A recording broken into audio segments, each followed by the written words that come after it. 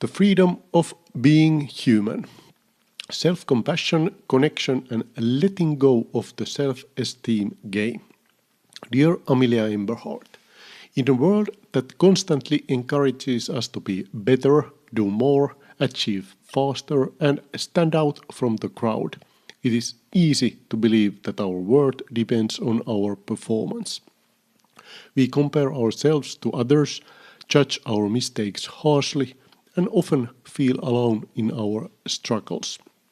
Yet, one of the most profound lessons from Kristin Neff's book Self-Compassion is that our suffering is not a sign that something is wrong with us. It is a sign that we are human. We are all in this together. The word compassion literally means to suffer with. It reminds us that suffering is not an individual defect but a shared human experience. Every human being makes mistakes. Every person has regrets. Every person has moments of insecurity, embarrassment, failure, and self-doubt. As the saying goes, a clear conscience may simply be a sign of bad memory. Yet, when we struggle, we often feel uniquely flawed.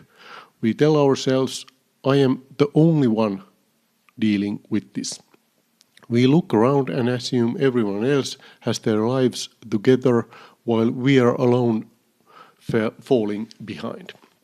This sense of isolation often intensifies our pain. Many of us know the experience of standing in a crowded room, surrounded by people, yet feeling completely disconnected. The loneliness is almost worse because we are physically among others while emotionally convinced that we do not belong. Self-compassion offers another perspective. Instead of focusing on what separates us, it reminds of what connects us. We are all imperfect. We all experience loss, disappointment, uncertainty, and failure.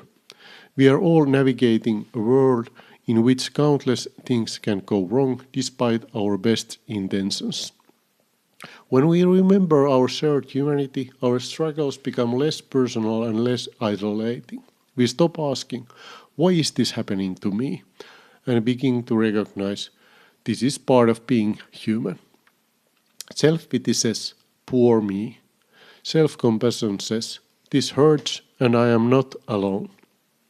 The difference is profound. When our sense of belonging is rooted in our shared humanity rather than our achievements, status, or social acceptance, something remarkable happens. We can no longer truly be rejected. We already belong because we are human. Seeing clearly, the power of mindfulness. If shared humanity reminds us that suffering is universal, mindfulness helps us meet that suffering with clarity. Neff describes mindfulness as the clear seeing and non-judgmental acceptance of what is happening in the present moment.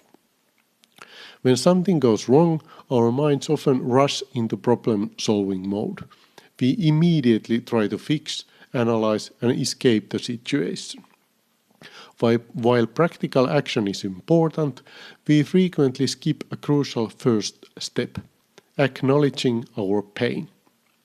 We focus on the failure itself rather than the suffering caused by the failure. We notice our flaws, but fail to notice the emotional wounds those flaws seem to create. Pain is a signal. It evolved to get our attention and warn us that something is wrong. Naturally, this makes us want to move away from discomfort as quickly as possible. Turning toward pain can feel deeply counterintuitive. Yet, mindfulness invites us to do exactly that. Instead of immediately resisting our experience, we pause and simply notice it. I am feeling hurt. I am feeling disappointed. I am feeling afraid.